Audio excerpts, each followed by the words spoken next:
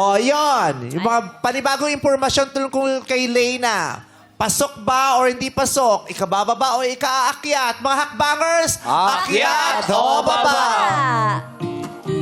Ay, umakyat pa rin lahat. Ayo. Oy! Bumaba lang yung kuryente, pero umakyat yung mga lalaki.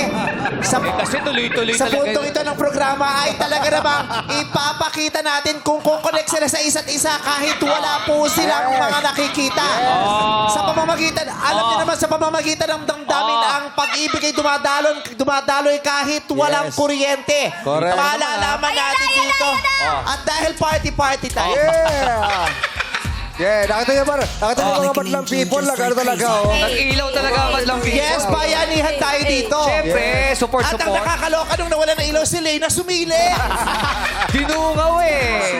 Leyna, nakita ko eh. Binuksan mo yung pinto, sumilip ka. Nakita ko nga si naramdaman ko gumanon eh. Ang bilis At eh. eto ang catch na wala ng ilaw. Si Jeremy at saka si PJ.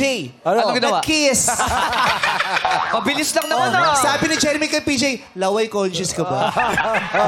Smack lang eh. Grabe, ang lakas ng dating ng tatlo na wala ng kuryente. Yes. Pag-aakyat to, sabay nawala ng ilaw eh. Buti pa yung dating nyo, lakas yung kuryente namin ng hina.